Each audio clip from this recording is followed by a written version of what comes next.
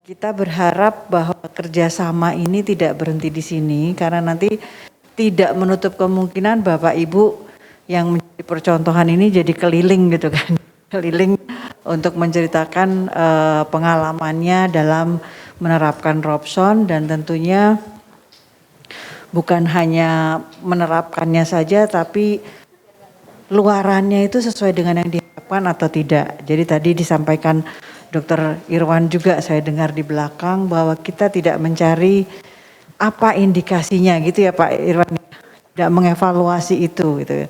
Tetapi apakah memang kita bisa mengurangi SC yang tidak perlu ya, karena semuanya sesuai dengan indikasi. Nah, nanti kita lihat kembali ya.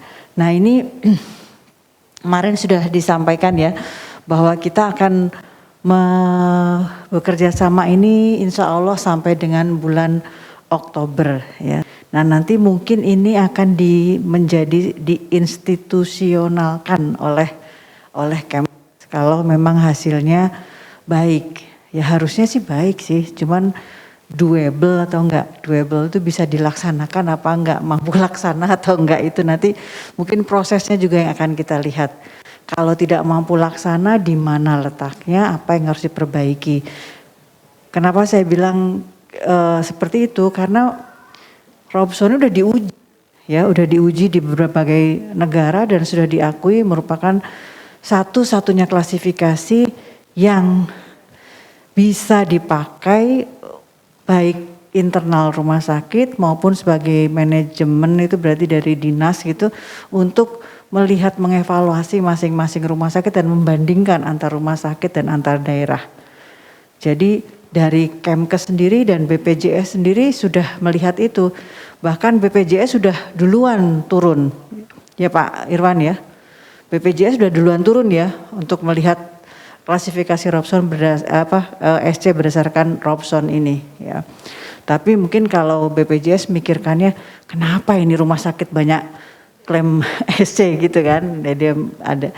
Jadi kalau kita melihat dari sisi yang lain mengenai patient safety-nya, gitu, kita ingin ya harusnya patient safety tercapai, biaya juga bisa ditekan mestinya. Tentunya butuh waktu untuk apa ya, kita berusaha melakukan setting paling enggak ya. Nah, ini hanya gambaran secara garis besar apa yang harus dikerjakan. Dari mulai pasien masuk, kita akan diminta untuk mengisi formulir bantu atau kita mengisi Google Form. Yang mana yang paling mudah untuk Bapak Ibu. Kalau Google Form memang kalau sudah masuk terus kita nggak bisa udah berproses kan, mau kalau ada perbaikan mau nariknya lagi susah. Tadi kita coba ketumpuk dengan kasus berikutnya, yang berikutnya nggak bisa kecuali Bapak Ibu menjadi admin kemudian buka database-nya. Tapi ini kita sedang berproses sebenarnya. Kita ingin nanti membuat suatu tools ya yang nanti adminnya adalah Bapak Ibu sendiri. Ya. Tapi untuk sementara karena kita ingin melihat proses secara keseluruhan mana yang lebih baik, kita akan buatkan atau sudah buatkan sebenarnya dua-duanya, baik itu formulir bantu maupun Google Form-nya. Ya. Kalau mati lampu ya mungkin ngisinya pakai formulir bantu. Tapi tadi Dr. Irwan punya usulan yang baik. Dr. Irwan mengatakan lebih baik punya dua-duanya. Jadi kalau satu hilang, satunya punya ya. Ya saling, tapi bisa 2 kali kerja. Ya, nanti kita lihat mana yang paling visible. Ya, jadi ini siapa yang melakukan pengisian formulir ini? Ini tim rumah sakit. Tim rumah sakit ini real time, artinya setiap pasien datang dia harus punya satu formulir itu. Kalau Sadewa atau Bantul sudah elektronik medical record belum? Belum ya? Belum sempurna. Karena kalau sudah ada itu lebih mudah lagi, kita tinggal mungkin kerjasama sama tim IT-nya rumah sakit untuk mengeluarkan ya variabel-variabel yang dibutuhkan untuk klasifikasi Robson ini. Ya. dalam perjalanan. Karena pada prinsipnya gini, tools ini kita inginnya tidak membebani, tambah. Sekarang ini jelas membebani karena bertambah lagi apa yang harus kita isi gitu ya. Ya, tetapi ke depan ini harusnya bukan sesuatu yang jadi beban kita karena kita sudah masukkan data-data ini setiap saat sebenarnya. Nah, selama 4 bulan ke depan kami akan tetap membantu untuk analisis. Ya, asal ini sudah masuk kalau di Google Form. Ya. Nah, nanti kalau Bapak Ibu kesulitan untuk memasukkan di Google Form ya, kita akan mempunyai asisten peneliti yang memang ada di rumah sakit ya. Sehingga nanti bisa diinformasikan formulir mana yang belum dimasukkan, formulir mana yang sudah dimasukkan sehingga bisa kita bantu. Ya. Kemudian pengisian tabel klasifikasi Robson ini kan setelah dianalisis, data ini akan dikembalikan ke Bapak Ibu. Bapak Ibu yang harus mencoba mengisikan di tabel tersebut dan kemudian mengaudit karena bukan kita nggak bisa mengauditnya, ya toh. Yang tahu kondisinya adalah Bapak Ibu di rumah sakit. Ya. Jadi ini prosesnya seperti itu. Ini untuk kasus yang Juni dan September. Ini Juni sudah berjalan nggak apa-apa. Nanti kita pokoknya real time-nya jam startnya di mana. Kalau startnya nanti di tanggal 30 Juni berarti ya 30 Juni aja. Nanti yang sebelumnya biar dikejar oleh teman-teman asisten peneliti. Nah, ini yang tadi saya sampaikan ya, nanti mudah-mudahan kita bisa membuat suatu aplikasi Robson yang Android, jadi masukkan terus langsung keluar gitu, enak banget gitu. Itu masih impian kita karena belum ada sampai saat ini, belum ada yang membuat. Jadi mudah-mudahan nanti akan ada aplikasi Robson berbasis Android sehingga kapanpun bisa kita buat gitu ya. Ya bisa kita pakai. Nah, untuk kasus Februari, Mei atau mungkin sampai dengan Juni, ini nanti kami mohon kerjasama dari rumah sakit ya, bersama dengan mungkin teman-teman yang dari Rekamedik ya, Rekamedik untuk mengumpulkan data ya, mengumpulkan data semua persalinan yang ada di rumah sakit tersebut untuk kita mendapatkan untuk bisa mengisi Google Form. Sehingga nanti kita bisa bandingkan antara bulan Februari sama dengan sampai dengan bulan Mei, kemudian Juni sampai September itu ada perubahan tidak?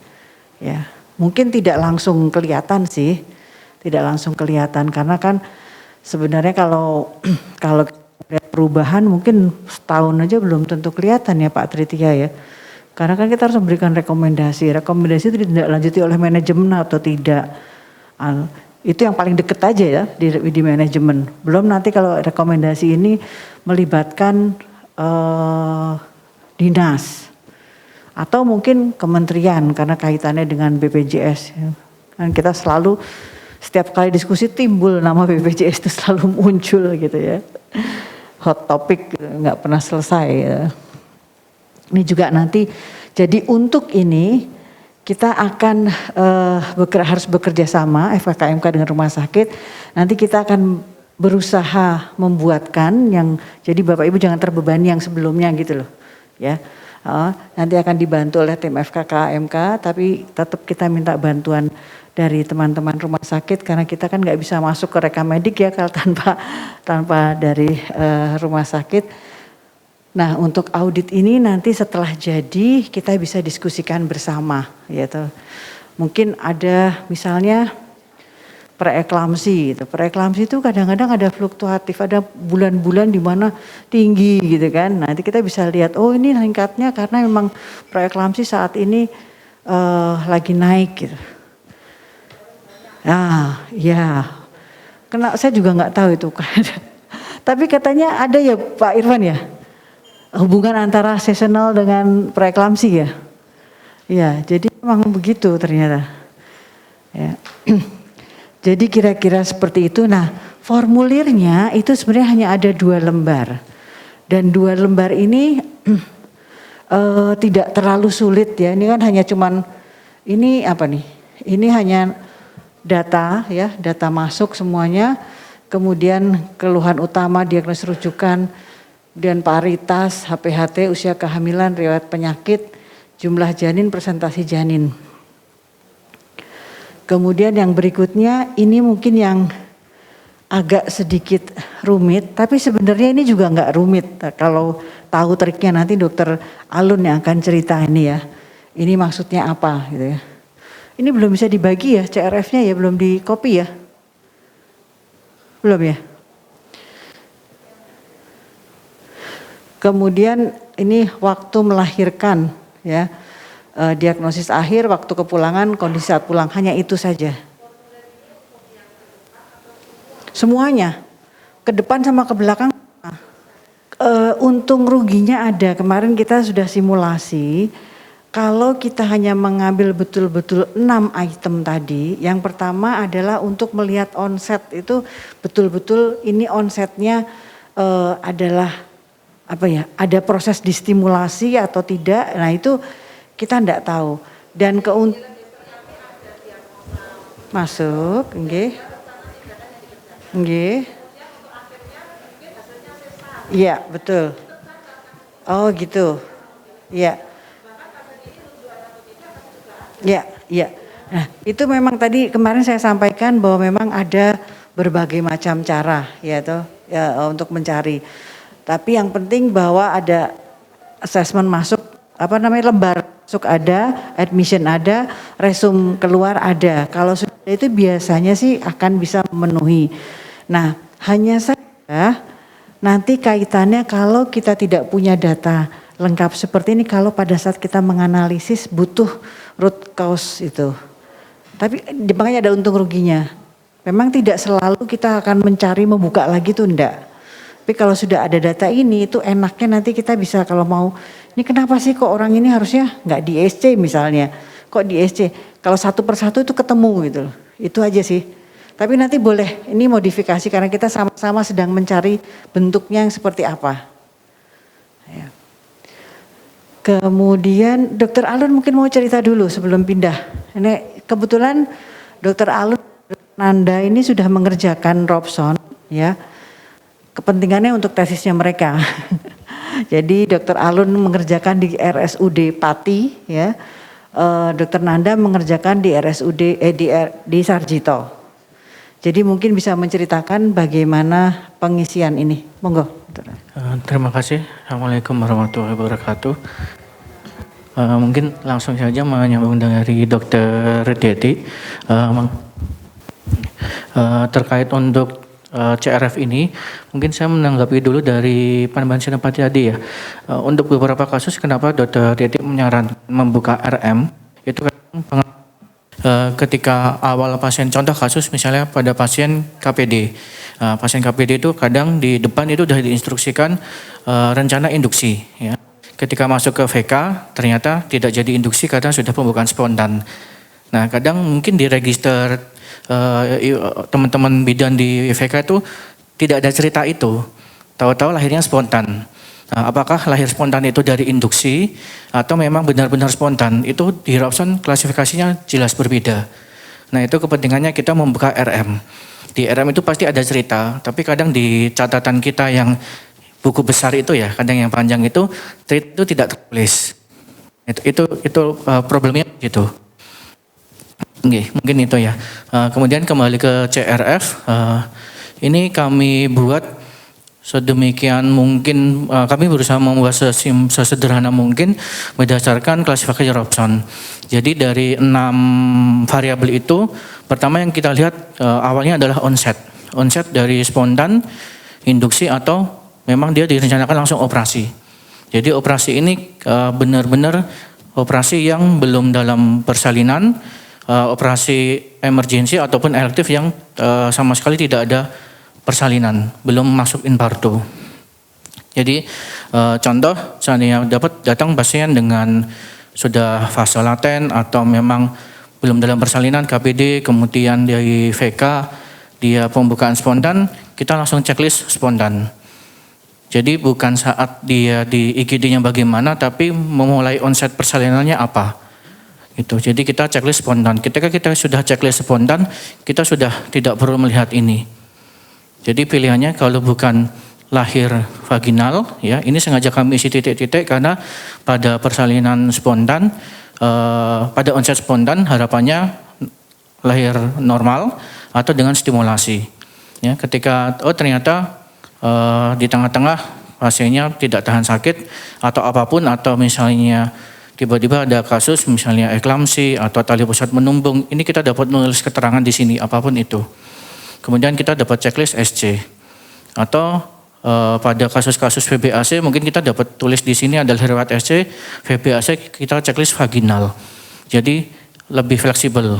Atau ketika spontan di tengah-tengah akhirnya harus stimulasi karena partus tak maju atau prolong latent phase, kita bisa checklist stimulasi. Ketika stimulasi itu berjalan dengan baik, kita bisa checklist vaginal. Atau ketika di tengah-tengah stimulasi ada fetal distress, ya, atau kembali lagi pasien menolak melanjutkan stimulasi, artinya sudah jalan di tengah-tengah ditolak, nanti kita lihat bisa lahir apa, ya, karena tidak selalu ketika ternyata stimulasi kala 2 fetal distress, kemudian diperingan dengan vakum atau dengan forceps, tetap bisa lahir vaginal. Jadi fetal distress di sini tidak selalu harus berakhir dengan seksio. Ya, begitu juga kita siapkan kolom untuk hal-hal yang lainnya, karena banyak sekali mungkin indikasi atau penyakit-penyakit atau pemberat yang menyebabkan tindakan entah itu vaginal berbantu atau dengan seksio sesaria. Sama halnya ketika pasien itu sudah mulai diinduksi, baik itu induksi sudah mulai ya entah dengan apapun induksi, bisa dengan mekanik, bisa dengan obat-obatan gitu ya. Kemudian kita checklist induksi. Ketika kita sudah memilih induksi, kita tidak perlu bingung memikirkan yang lain.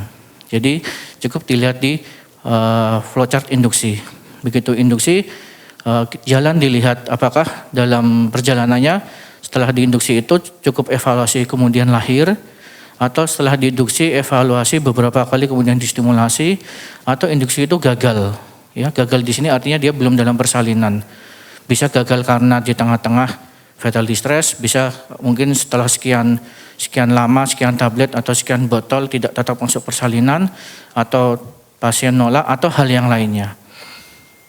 Kemudian kita lihat berakhir dengan kelahiran vaginal atau SC. Begitu pula untuk onset yang belum dalam persalinan operasi. Di sini ada beberapa pilihan, dan beberapa pilihan ini sudah kami urutkan berdasarkan flowchart untuk Robson. Jadi misalnya pada pasien-pasien dengan gemeli riwayat SC. Jadi kita lihat dulu, ternyata ada kehamilan kembar, berarti cukup checklist di sini, kita tidak usah melihat untuk riwayat SC-nya. Gitu. Atau riwayat SC dengan presbu, berarti presbunya yang kita lihat, kita tidak perlu lihat riwayat SC-nya. Ya, karena ini sudah berdasarkan dari flowchart-nya Robson. Seperti itu. Kemudian kalau untuk titik-titik, ini mungkin teman-teman bisa mengisi misalnya riwayat SC dengan placenta previa totalis, atau mungkin presentasi bokong dengan tali pusat menumbung seperti itu. Itu hanya tambahan-tambahan untuk data sekunder di luar Robson ketika mungkin teman-teman juga ingin mengetahui penyebab atau penyakit terbanyak di rumah sakit tersebut. Formulir yang didapat Bapak Ibu semua, teman-teman semua itu mungkin belum final ya. Kita nanti akan menyertakan instruksi mengisinya. Jadi nanti kalau tadi yang disampaikan Dokter Alun kan nggak semua kita ingat ya. Kalau harus ini lihatnya yang mana. Jadi ada yang dipakai pegangannya ya. Jadi ini belum final, nanti kita akan kirimkan juga linknya dan juga mungkin kebutuhannya berapa lembar nanti biar disiapkan oleh teman-teman sekretariat. Ya. Kita akan dalam 1 minggu ini setelah pelatihan ini kita akan terus berproses untuk memperbaiki, dan nanti kalau sudah siap sebelum mulai kita akan datang ke rumah sakit Bapak Ibu untuk bertemu dengan Bapak Ibu semuanya untuk membicarakan prosesnya ya. Dan ini nanti formulir ini juga bisa diperoleh di Google Form, tapi untuk sementara jangan dilihat dulu karena kita masih berproses. Nanti kita akan datang ke tempat Bapak Ibu, mungkin satu rumah sakit satu hari ya, kita akan langsung melihat apa namanya, kalau bisa nanti kita akan minta disediakan beberapa kasus begitu, medical record, sehingga kita langsung sama-sama belajar mengisinya. Baru kemudian setelah kita datang, Bapak Ibu memulai mengisi ya. Nah, ini adalah timeline yang mungkin kita harus diskusikan ya. Di bulan Juni ini, nah kita harapkan mungkin di akhir bulan ya, di akhir minggu keempat mungkin kita bisa berkunjung ke Sadewa dan juga ke Bantul ya. Untuk membicarakan setting tadi ya, setting alur bagaimana nanti siapa yang bertugas mengisi, kemudian teman-teman asisten lapangan itu nanti di mana akan duduk untuk membantu mengisi dan sebagainya, termasuk tadi proses mengisi formulir tadi.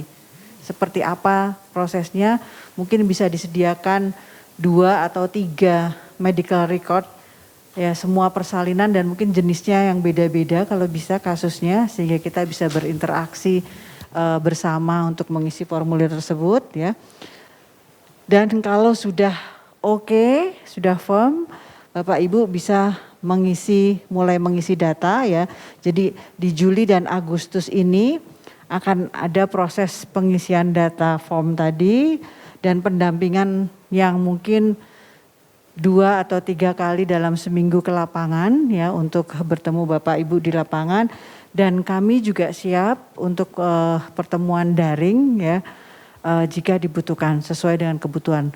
Kalau misalnya mintanya seminggu sekali ya, kita akan usahakan paling enggak tim kami ada yang bisa menemani untuk memecahkan masalah. Terutama kalau ada masalah jangan sampai nanti numpuk di belakang gitu. Jadi kita maunya berproses bersama. Karena ini benar-benar jadi percontohan ya. Kita belum tahu bentuk yang seperti apa yang paling tepat, karena nggak enaknya itu kan kadang-kadang kalau kita di rumah sakit itu dari Kemkes itu Kesga minta ini ya toh. Kemudian nanti dari Kesmas minta ini. Jadi kita isinya kayaknya ngerjain ngumpulin data terus tapi kita nggak tahu ini buat apa datanya, diapain kita juga nggak tahu gitu kan. Nah, ini kita menghindari itu gitu. Gimana, dan ini harus juga bermanfaat langsung oleh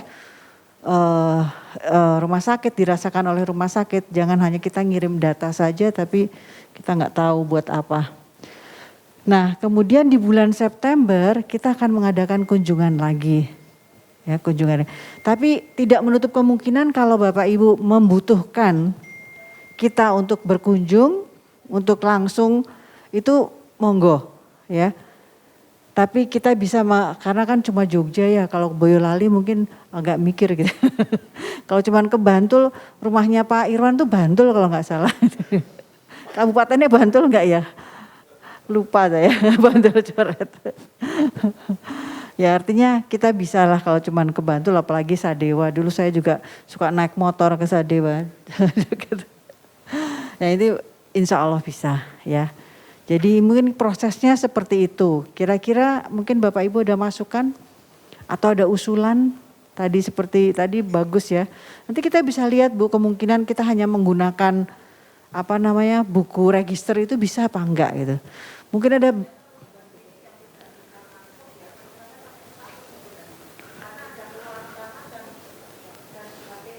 ya. Ada. Enggak ada. Oh ya. Itu sebenarnya kalau kita itu buat buat konfirmasi sebenarnya. Buat konfirmasi apakah iya, kan ada tanggal lahir juga, tanggal persalinan, sehingga kita bisa lihat ini umurnya betul enggak. Misalnya kalau Pritam betul atau enggak gitu. Ya. Aslinya itu kalau buat penelitian mahasiswa berapa halaman? 7? 6 halaman. Karena kalau beda kan ya, buat penelitian kan emang harus detail. Kalau ini kan kita bukan buat penelitian, benar-benar buat program gitu ya. Buat program yang tujuannya adalah untuk meningkatkan patient safety. Jadi kita kurangi mana yang paling penting saja. Gitu.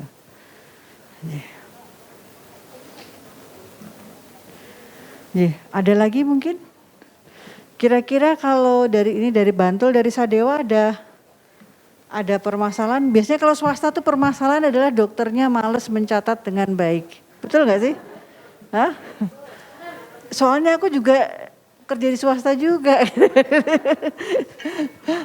Part time swasta. Jadi kadang-kadang ngisinya kan langsung kesimpulan wae mbur ora ngerti mbur ini apa gitu kan.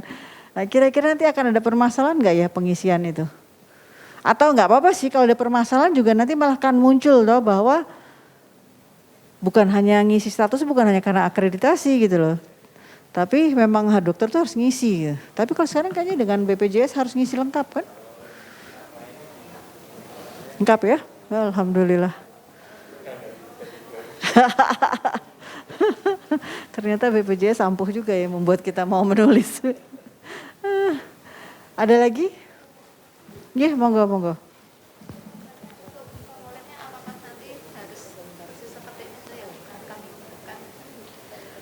Nanti kita akan bagikan untuk menganalisis lebih mudah untuk kita akan samakan. Samakan karena kan nanti kalau ini jadi suatu program nasional kan nggak mungkin beda-beda untuk setiap rumah sakit. Nah, sama. Ya. Tapi nanti kita akan cari formula yang termudah lah istilahnya. Yang harusnya diisi kalau ini asisten ya bidan juga ya, di lapangan bidan ya asistennya ya yang mengisi ya. Jadi teman-teman bidan yang mengisi.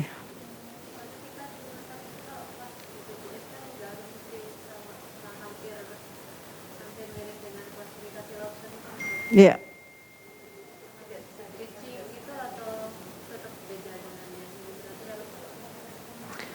Itu sebenarnya formulir yang BPJS itu yang ngembangkan juga Pak Irwan itu, yang BPJS itu.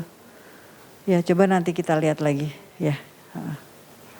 Biar nggak usah ngisi 2 kali gitu kan. Ya. Ya. Cuman kayaknya kalau yang BPJS straightforward deh. Langsung gitu kan. Nggak detail, nggak lebih detail daripada ini kan. Iya, dia nggak lihat, dia hanya lihat akhirnya aja, prosesnya enggak. Lalu kita untuk mengisi harus lihat prosesnya seperti yang tadi sampaikan Dr. Alun itu. Tapi nanti kita lihat, kita bandingkan. Prinsipnya jangan sampai jadi sulit itu loh. Kita gimana caranya mempunyai suatu formula yang mudah diisi oleh siapapun. Itu mungkin yang bisa saya sampaikan nanti di bulan Oktober. Nanti pengolahan data kita akan membantu, kemudian nanti kita akan mengikut sertakan perwakilan dari masing-masing rumah sakit pada saat pengolahan. Karena ini semua akan kita kembalikan hasilnya ke rumah sakit. Ya. Iya betul, bisa, sangat bisa. Nanti kan kita kembalikan karena. Dan nanti analisis data kita bersama-sama dan nanti hasilnya Bantul nggak akan saya serahkan ke Sadewa. Yang Sadewa nggak akan diserahkan, ya karena berbeda. Jadi kita sama. Nah nanti diseminasi secara umum baru yang kita serahkan ke dinas. Ya. Karena pasti akan berbeda dan nggak ada kepentingannya juga kan rumah sakit yang lain lihat rumah sakit kita ya. Saya kira itu yang bisa saya sampaikan. Ya mudah-mudahan nanti kita bisa bertumbuh dan berkembang bersama gitu ya. Official semua. Jadi saat inilah kita mengembangkan. Jadi jangan mungkin dari kemarin melihat ya kita berproses ya. Tadi malam tuh panjenengan kondur. Kita masih berproses, berdiskusikan apa evaluasinya tadi, masalahnya apa, dan segala macamnya. Karena besok kita masih harus bertemu dengan teman-teman dari Bantul dan dari, Bantul lagi. Dari Boyolali dan juga Klaten. Ya mudah-mudahan dari 4 rumah sakit ini bisa muncul satu rekomendasi. Nah, nanti yang perlu dicatat Bapak Ibu, kalau ada kesulitan apapun di lapangan, ya, tolong mohon dicatat, ya, dicatat karena ini menjadi masukan, buat kami yang dimintai oleh Kemkes untuk mengadakan ini, dan juga untuk pengembangan berikutnya, ya. Kita sudah berproses seperti ini dulu, yang tentang AVM juga sama Bantul juga ikut ya. Yang AVM itu dulu Pak, ya itu juga sama berproses, membuat modulnya juga berproses seperti ini. Sampai batch 1 diuji cobakan, kemudian batch 2 tapi uji cobanya sambil jalan karena kita nggak bisa. Kita nggak punya asupan yang menunggu baik dulu baru pelatihan, nggak bisa. Jadi berproses sampai berapa batch ya Bu Nanis ya? 4 ya, baru kita bisa punya modul yang benar-benar baik bisa digunakan siapa aja ya. Ya jadi memang seperti itu. Terima kasih. Ada lagi mungkin sebelum saya kembalikan pada pembawa acara? Kalau tidak ada, untuk acara RTL ini saya cukupkan. Sekali lagi terima kasih, mudah-mudahan apa yang kita kerjakan pada 2 hari ini membawa keberkahan untuk kita semua, terutama pasien-pasien kita, dan kita selalu diberi kesehatan dan kekuatan untuk melaksanakan tugas kita dengan baik. Terima kasih. Assalamualaikum warahmatullahi wabarakatuh. Waalaikumsalam warahmatullahi wabarakatuh.